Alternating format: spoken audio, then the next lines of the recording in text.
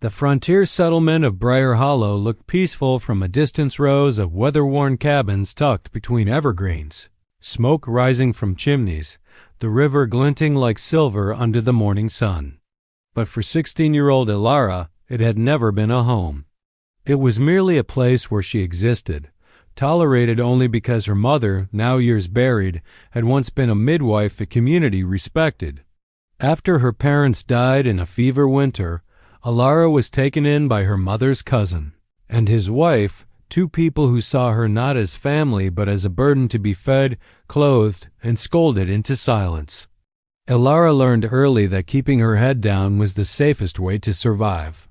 She rose before dawn to haul water, feed chickens, mend torn shirts, and scrub floors until her fingers cracked from cold and lie.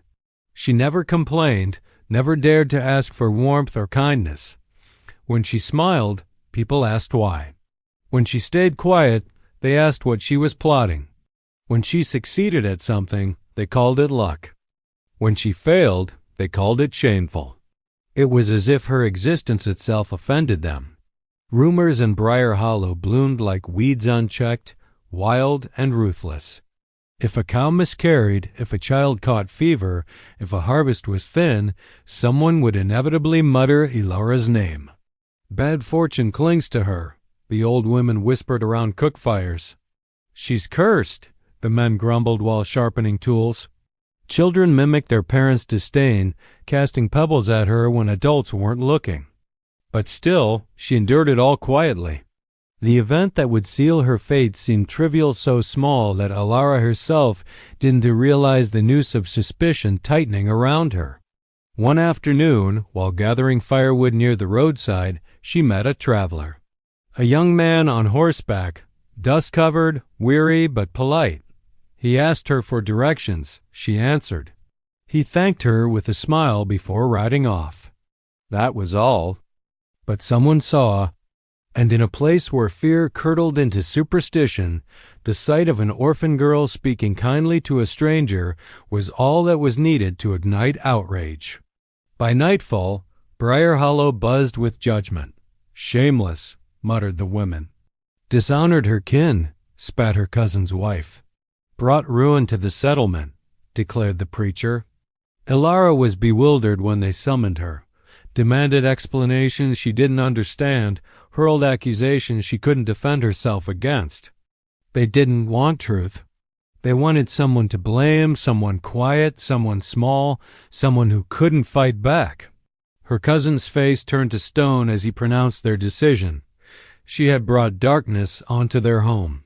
The old superstition resurfaced from the settlement as Grimm passed, a belief that burying the source of shame would cleanse the land. It had not been used in decades, whispered only as a relic of a crueler time, but desperation made people cling to terrible things. Ilara stared at them, disbelief choking her voice. I didn't do anything, she whispered. But her words were like leaves in a storm.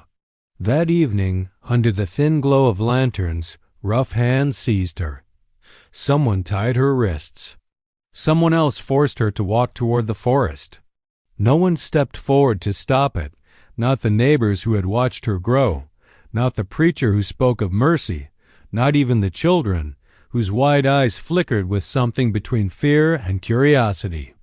In that moment, something inside Ilara broke not her will, not yet, but her last fragile hope that one day she might belong. She didn't know it then, but the world was about to shift. Far beyond the settlement's edge, someone was already listening to the faint thread of fate tightening around her. The forest swallowed their footsteps as they dragged Ilara deeper into the darkness. The lanterns swayed in cold hands, their glow shaky and weak, casting warped shadows across the trees. The wind whispered through the branches, as if trying to warn her, but her captors moved with grim purpose. No one spoke above a whisper, not out of mercy, but out of fear that the forest itself might judge them for what they were about to do. Ilara stumbled over roots and stones, her wrists raw from the rope that bound them. Her heart hammered in her chest, not from running. She wasn't allowed to, but from the daunting horror of what they intended. She had heard stories, buried deep in the settlement's folklore. About the cleansing, an old superstition people claimed they no longer practiced. She had thought them nothing more than cruel tales used to frighten children into obedience. But the pit waiting ahead of her proved the stories were real. The men had prepared it earlier shallow, crude, and terrifying in its simplicity. Freshly turned earth lay piled beside it, the edges still damp from the shovel blades. Elara's breath seized when she saw it. The cold night pressed in around her until it felt like she was already underground. "No," she whispered, voice cracking. "You can't, please, you know I didn't do anything." Her cousin's wife leaned close, her breath sour and heavy. "Your shame would spread," she hissed. "We're protecting the settlement." Elara stared at her, disbelief turning to numbness. Protecting the settlement? From what, her existence? Her innocence? Her silence? How could these people, who claimed righteousness, twist their fear into something so monstrous? Two men seized her by the arms and forced her toward the pit. The lantern light flickered across her pale face as tears blurred her vision. She couldn't stop shaking. She tried to pull back, her voice breaking into sobs she couldn't hold in anymore. "Please, please don't do this. I'm not cursed. I didn't bring shame. I'm just me." None of them looked at her. Cowards, all of them afraid to meet the eyes of the girl they were condemning. They lowered her into the pit roughly, the cold earth scraping her skin. Her feet sank into the soft soil. It reached her ankles, then her knees as they pushed her down. She cried out when a handful of dirt hit her shoulder, then another struck her hair, then a clump landed over her fingers. Panic surged like a blade through her spine. She clawed at the sides of the pit, dirt gathering under her nails as she tried to escape. A boot pressed her shoulder, forcing her still. She gasped, trying to breathe, trying to think. "No more screaming," someone said. "Just accept it." But how could anyone accept being erased? They began shoveling earth over her legs. The weight pressed down immediately cold, suffocating, final. She kicked, sobbed, begged, her voice growing hoarse. But the sound of metal slicing into dirt drowned her out. Each shovel of earth landed heavier than the last. Her chest tightened, breath coming in frantic, sharp bursts. When the soil reached her waist, terror turned her blood icy. When it reached her ribs, she fought with the desperate instinct of a trapped animal. "Please, please, I don't want to die." She screamed, but the forest swallowed her cries. Her cousin stepped forward, eyes hard. "We gave you shelter. And you brought disgrace. This is mercy. Mercy." The word echoed in her mind like a sick joke. The final shovelfuls hit her torso, then her arms. Her breathing became shallow, compressed beneath the weight. She couldn't move, couldn't lift her hands, could barely expand her lungs. "Stop," someone said suddenly. "That's enough." She'd be gone by morning. They placed the final layer of earth over her, leaving only a small... The night was deep and still in the Cherokee hunting grounds miles from Briar Hollow, where snow lay like thin sheets of moonlight between the trees. Coda moved silently through the underbrush, bow in hand, his breath steady despite the cold. He had lived his whole life in these forests and knew their sounds as intimately as he knew the beat of his own heart. Every rustle, every distant crack of a branch, every breath of wind meant something. Tonight, something was wrong. He felt it before he heard it, a tightness in his chest, a strange quiver in the air, as if the forest itself was holding its breath. Coda paused on a ridge overlooking the valley and closed his eyes. Grief still lived close to him. His sister's death 3 moons ago had hollowed a space inside him that nothing seemed able to fill. Sometimes the silence helped. Tonight it pressed down like a weight. Then he heard it, faint, muffled, almost impossible to distinguish from the sigh of wind. A sound like crying? No. More desperate, a ragged, strangled plea. Coda's eyes snapped open. He listened again, brow furrowing. The forest carried voices, but this sound was coming from the ground itself, or beneath it. His instinct sharpened. Cherokee hunters trusted what they felt as much as what they saw. And whatever this was, it wasn't an animal, nor the echo of grief playing tricks on him. Someone was suffering. He adjusted his bow and moved toward the sound, his step swift but careful.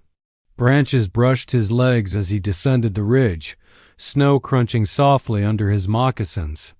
The cry came again, this time clearer, though faint. He scanned the clearing ahead but saw no camp, no fire, no travelers. Just disturbed earth. Koda's breath caught. The soil was uneven, freshly turned. A pit had been covered hastily, the edges still soft. His pulse quickened as he crouched beside it and pressed his palm to the ground. The earth vibrated under his hand, not from movement, but from the tremor of someone trying to breathe beneath it. His stomach lurched with horror. Someone had been buried alive. "Hold on," he whispered, though the buried soul couldn't hear him. He threw down his bow and dug with his bare hands, scooping cold soil away in frantic handfuls. Dirt packed under his nails, freezing his fingers, but he didn't stop. His breath steamed as he worked, muscles burning. The weight of the soil was unbelievable. Whoever lay beneath must be moments from losing consciousness. As he dug deeper, the earth shifted. A clump of dirt fell away, revealing fabric. A sleeve, pale skin beneath it. A hand, small, trembling, grasping weakly for air. "Stay with me," Koda urged, voice taut with urgency. "I'm here. I won't let you go." The fingers twitched, just barely, as if responding to his voice. Koda scooped away more soil, freeing her arm, then her shoulders. Her chest rose weakly, too weakly. When he uncovered her face, he felt a surge of fury and grief all at once. She was young, far too young. Her lips were blue, her cheeks streaked with dirt and tears, eyes closed tight as if clinging to life with the last thread of her will. He lifted her gently, cradling her against his chest. Her breath fluttered like a dying ember. "You're safe now," he murmured, though he wasn't sure she could hear. "You're safe." The forest around them seemed to exhale as if relieved. Koda wrapped his cloak around her fragile body and rose determined. Someone had done this to her, someone cruel, someone afraid. He would not let their cruelty finish its work. Clutching the unconscious girl to his chest, Koda started toward his camp, each step fierce with purpose. He didn't know who she was, but he knew this. Fate had led him to her, and he would not abandon her. Koda moved swiftly through the forest, the girl's limp weight cradled against his chest. The night had grown colder, and her skin felt frighteningly chilled, as if the earth still clung to her, trying to pull her back.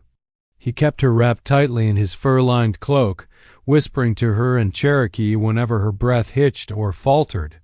Stay with me," he murmured. "You're safe, little one." His camp was tucked in a sheltered hollow near a stream, invisible unless someone knew exactly where to look.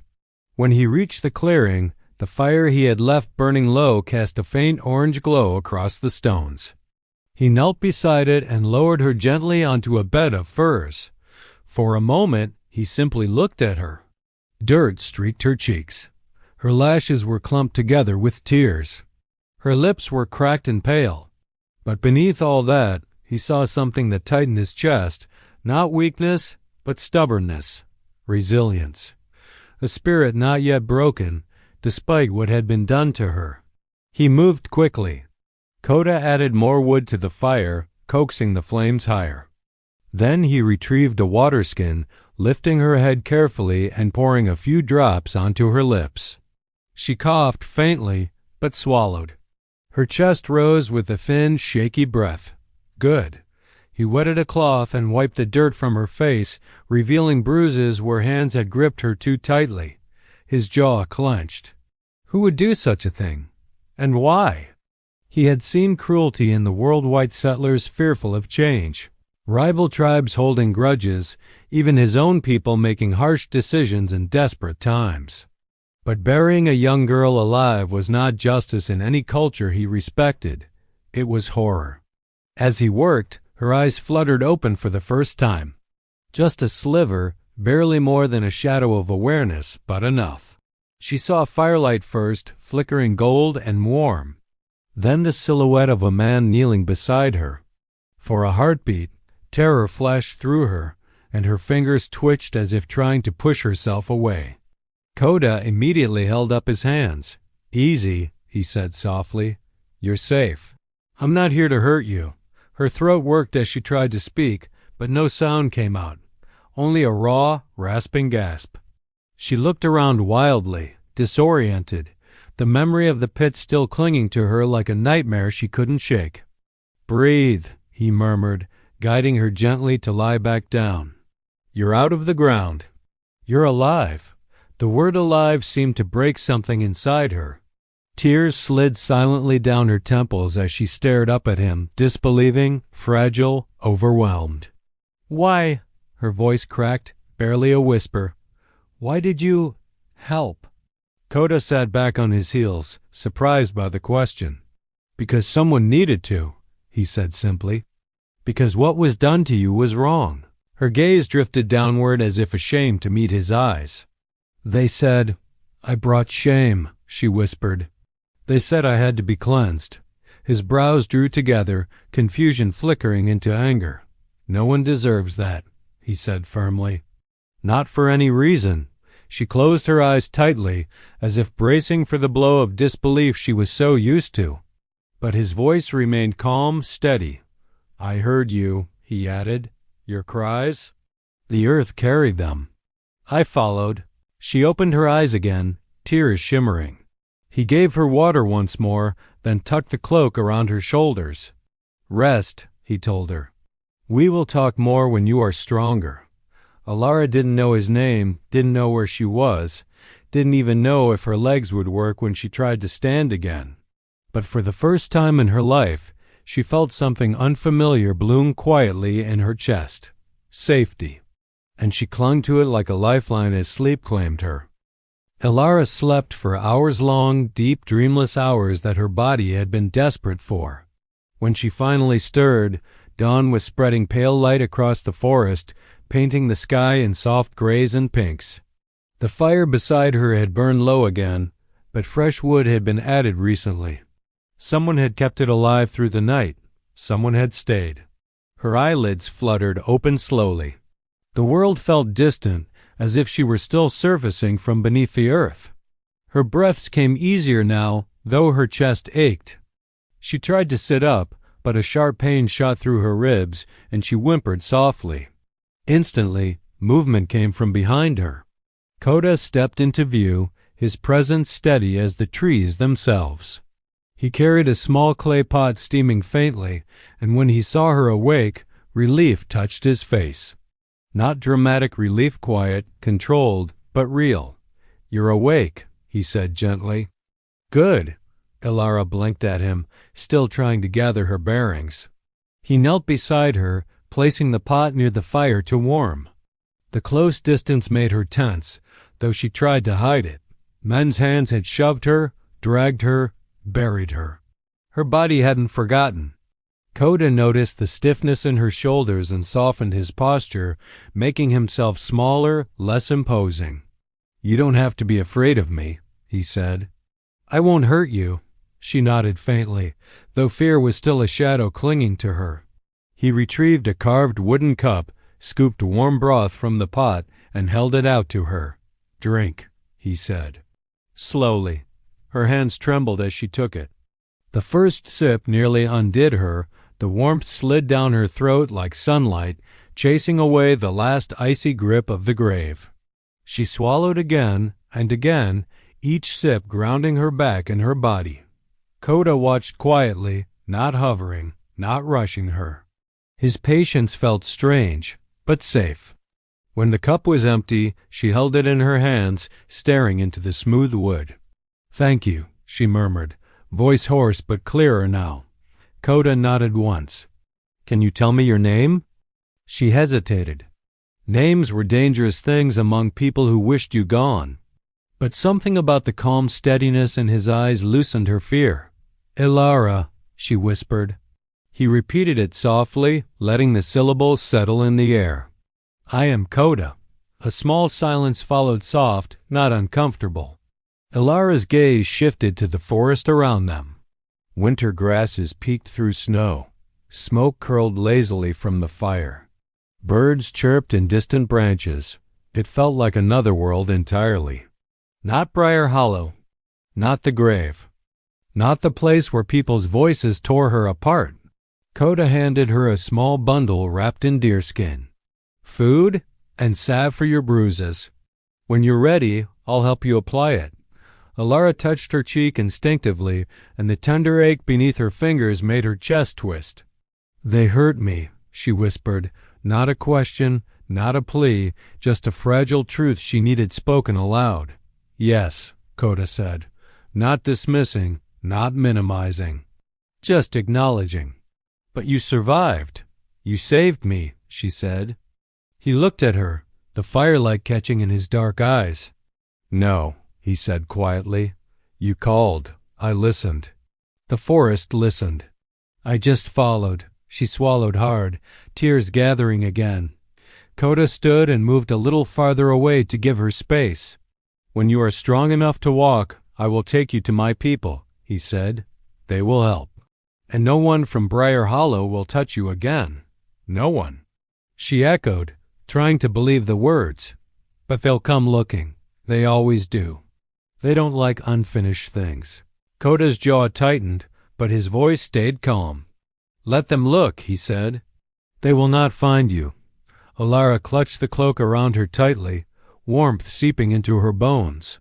For the first time, the fear inside her didn't feel bigger than she was. Safety was still new, still fragile.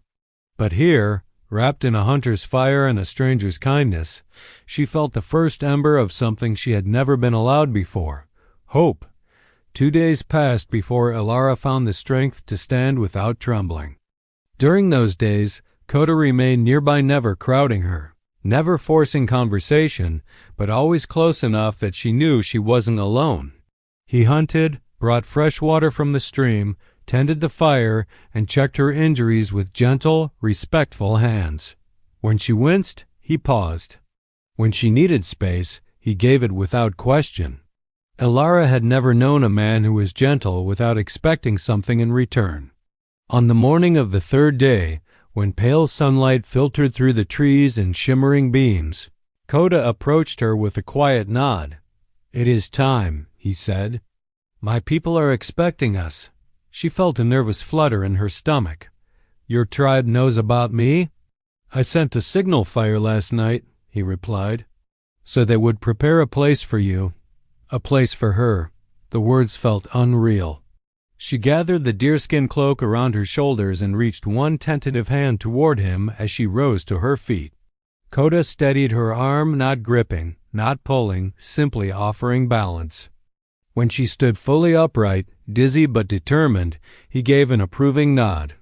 You're stronger than you think, he said. Ilara wasn't as sure if he meant physically or in the way she had survived something so unspeakable. Maybe both. They began their journey, weaving through ancient trees and over moss-covered stones. The forest smelled of pine, cold earth, and the faint sweetness of thawing frost. Ilara walked slowly at first, her legs heavy, but Coda adjusted his pace to match hers without complaint. As they traveled, she noticed something she had missed before. The forest seemed alive, watching, listening. Birds flitted between branches. A fox darted across their path and paused, studying them with bright, curious eyes before disappearing into the underbrush. It feels different here, she murmured. Like it isn't angry. Coda glanced at her, understanding softening his features. This forest protects those who respect it, he said. It holds memories, echoes. It carried your cry to me. She shivered not from cold, but from the strange comfort of the idea. They walked for hours, crossing a ridge until the land dipped into a wide valley. Smoke drifted gently upward from dozens of winter lodges arranged in a circle around an open clearing. Children played near a frozen creek, chasing each other barefoot over snow-dusted ground with the ease of those born into the wild. Women tended fires and sorted dried herbs. Men carved boughs or checked traps, nodding respectfully as Coda and Ilara approached. Ilara felt her breath catch. This wasn't like Briar Hollow, where suspicion crept into every conversation and kindness was as rare as rain in drought. Here, life buzzed gently, naturally like a river flowing without obstruction. Coda slowed as they entered the village.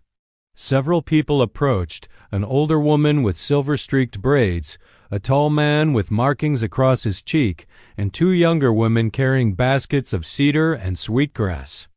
They greeted Coda warmly before turning curious eyes toward Ilara. She tensed, instinctively shrinking back. Her heart hammered. Old fears rose like ghosts. Coda stepped subtly between her and the crowd, not shielding her, but supporting her.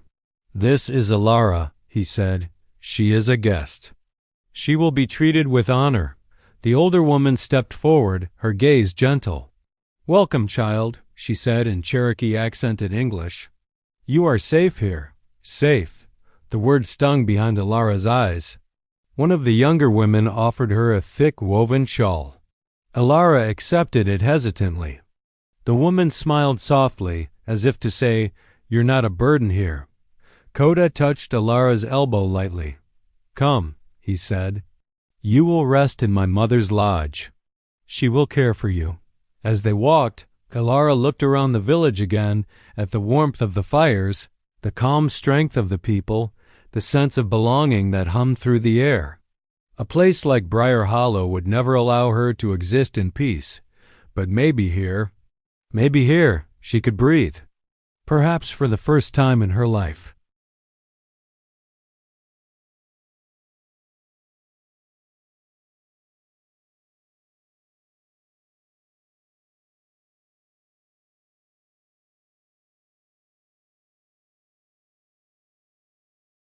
Coda's mother's lodge sat near the edge of the village, nestled beside a cluster of cedar trees whose branches swayed in the cold breeze like gentle guardians. The lodge was warm inside, filled with the earthy scent of smoke, herbs, and tanned hides. Soft furs were arranged neatly, and woven baskets of dried roots and berries lined the walls. It felt like stepping into a cocoon, quiet, warm, welcoming. Coda's mother, Juanita, moved gracefully despite her age. Her dark eyes, framed by fine wrinkles, studied Ilara with a mixture of compassion and careful observation. She did not pry. She did not ask questions. Instead, she offered a warm drink flavored with honey and mint, then guided Ilara to sit on a soft pile of blankets. "You have been through cold," Juanita said gently. "Let us warm you." Ilara nodded, unable to speak past the tightening in her throat. As Juanita checked her injuries with practiced hands, Coda stepped outside to give them space. But Ilara noticed he didn't go far. Through the small opening in the lodge flap, she saw his silhouette lingering, watchful, as if he couldn't quite bring himself to walk away completely. Juanita hummed an old Cherokee melody as she worked, crushing herbs and mixing them with warm animal fat. The scent filled the lodge with calming sweetness. "These will help your bruises," she said. "And the ache in your ribs. You must rest for many days." Ilara lowered her gaze. "I don't want to be a burden." Juanita's hands paused. She placed a gentle palm beneath Ilara's chin, lifting her face. "Child," she said, "a burden is someone who takes and gives nothing. You have only just arrived. Let others give to you now." Ilara's eyes burned, but she blinked the tears away. After tending her wounds, Juanita prepared a bowl of hot stew and insisted she eat every bite. Ilara didn't realize how starving she was until she tasted the first spoonful. Savory broth, tender rabbit meat, bits of wild carrot, it was the richest meal she'd ever eaten. When she finished, exhaustion settled over her like a heavy blanket. Juanita guided her to lie down and covered her with a thick buffalo fur. "Sleep," she murmured. "Healing begins with sleep." Ilara let her eyes drift shut. When she awoke again, she wasn't alone. Coda sat near the fire, carving a piece of wood into something small and intricate. His movements were slow, deliberate, as if he found comfort in the rhythm. He glanced up when she stirred. "How do you feel?" he asked. Ilara touched her chest. "Lighter," she admitted. "Still sore. You will be for a while." Silence settled between them, not heavy, but gentle. The fire crackled softly, its warmth seeping into the fragile spaces inside her. "Coda," she began hesitantly, "why did your people welcome me so easily?" "They don't even know me. They trust my judgment," he said simply. "And they can see you carry no harm in you." "No harm," her voice wavered. "But Briar Hollow said I brought shame." Coda set down his carving and met her gaze. "People driven by fear will believe any lie if it means they don't have to question themselves. Your village acted out of ignorance and superstition, not truth." She swallowed hard. "I was nothing to them." "You are not nothing," Coda said softly, with a conviction that startled her. "Not to the forest, not to my people." "Not to me," her breath caught. Before she could find words, footsteps approached the lodge.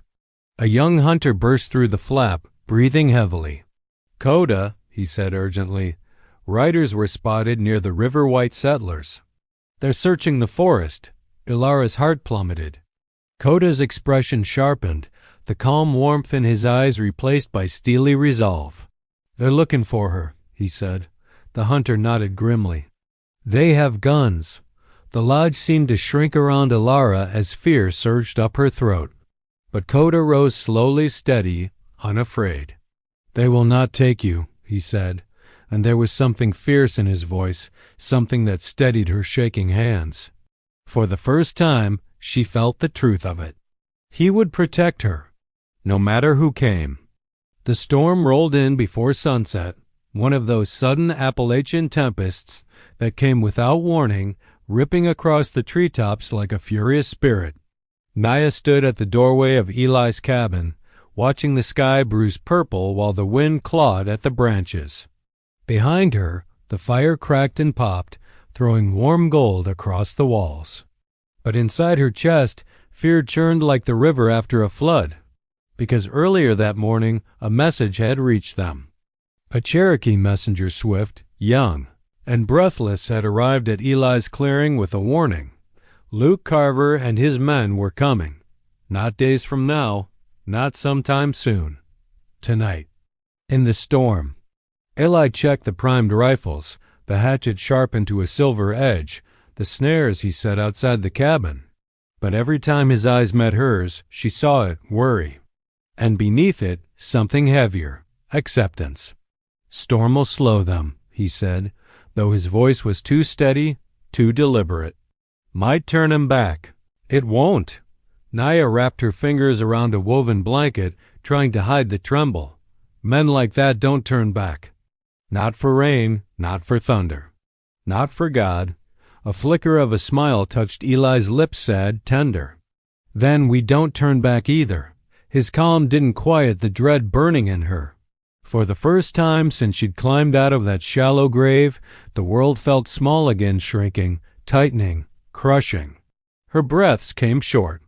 She felt the soil on her palms again, felt the weight of earth pressing against her ribs, heard Luke's cold voice telling the others to bury the shame.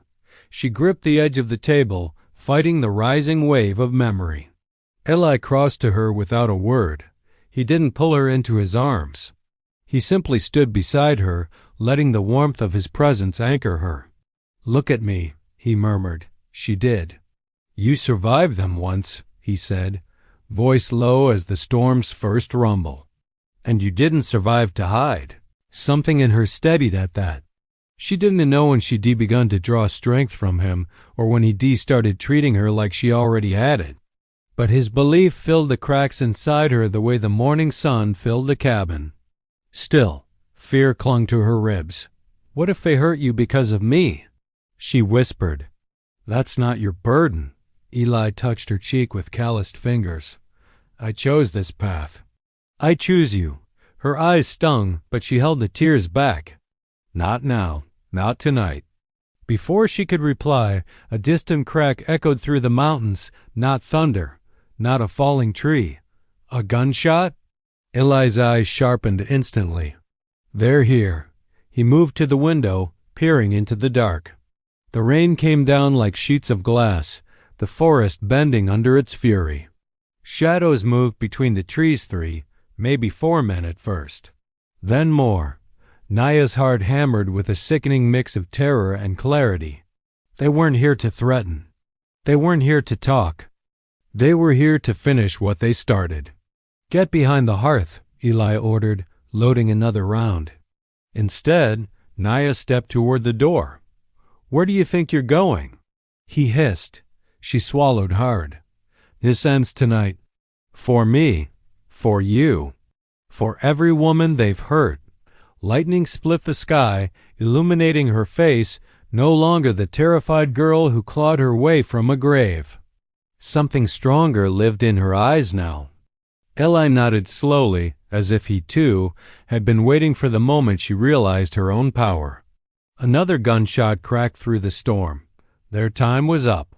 Side by side, they took their places as the attackers closed in, the hunter and the girl who refused to die, ready to let the mountains decide whose story would end tonight.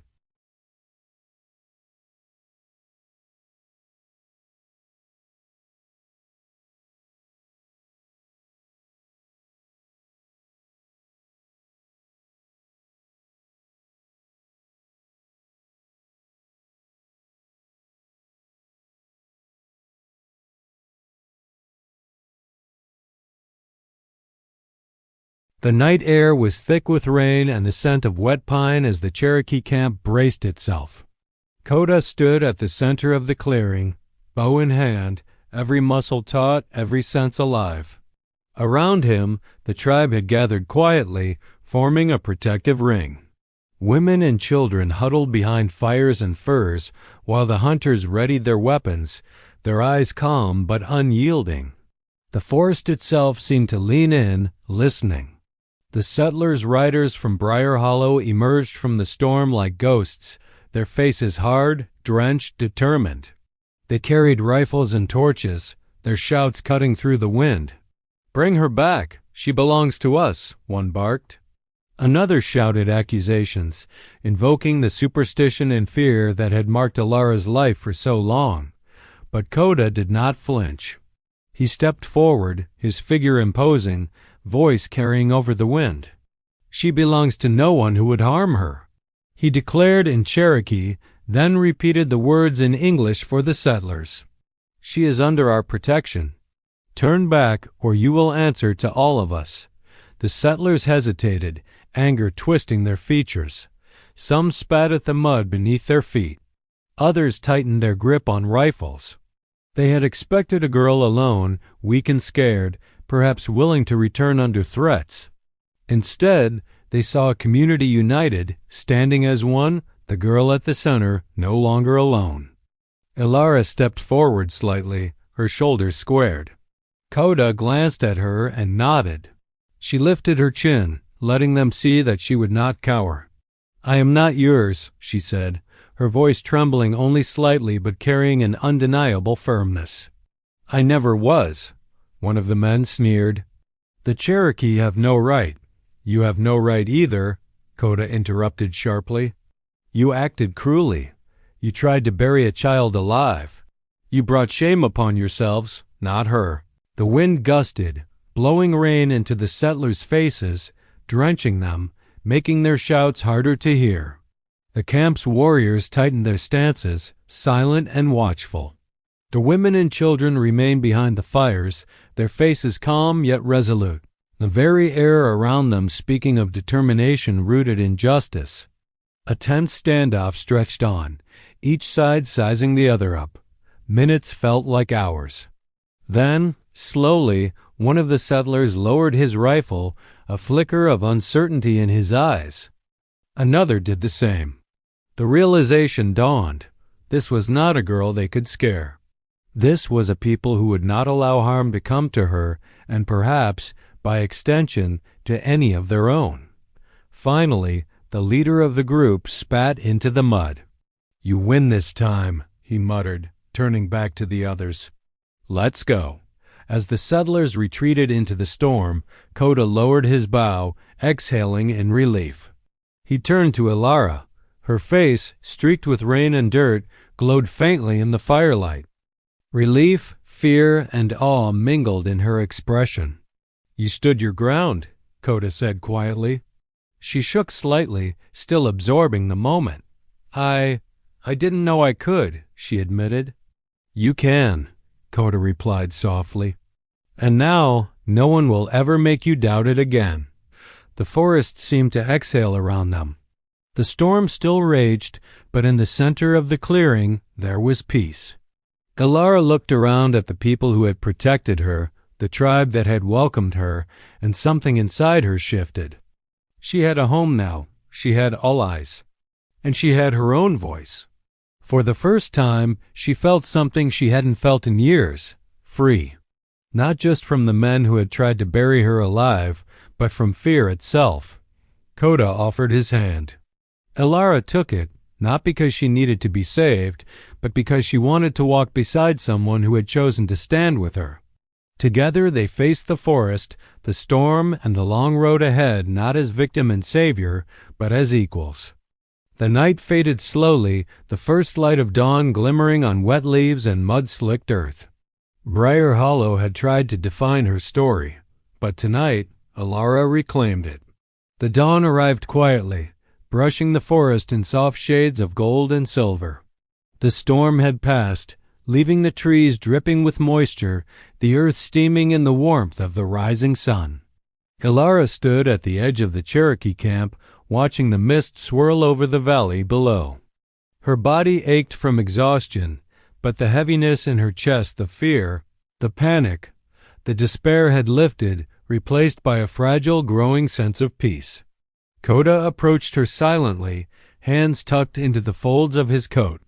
He didn't speak immediately, merely standing beside her, sharing the quiet morning. The forest was alive around them, birds beginning their songs, the river's gentle rush filling the spaces between. You've changed, he said finally, his voice soft, almost reluctant to disturb the morning. Elara turned to him, a small, tentative smile tugging at her lips. So have you, she replied. I thought I would always be afraid. That fear would follow me like a shadow. Coda shook his head. Fear will come, but you've learned to face it now. He gestured toward the camp, where children laughed, women tended fires, and the elders moved with quiet dignity. And you are not alone. Not anymore. Her eyes scanned the faces of the people who had protected her, who had welcomed her without question. For the first time, she understood what it meant to belong. To be seen not as a curse, not as shame, but as a person of worth. She began, her voice catching. I never thought I'd see this. A place where I can breathe without guilt or suspicion. Coda reached for her hand, his fingers brushing against hers. She didn't pull away. Instead, she held it, feeling the warmth and strength in his grasp. You saved me, she whispered. He shook his head. I only followed the forest when it called. You called too, even when you didn't know how. I just answered. For a long moment, neither spoke, letting the morning stretch between them. Then Coda tilted his head slightly, eyes glinting with the faintest warmth. Walk with me? Elara nodded. Together, they moved down a narrow path that led away from the camp and into the open forest.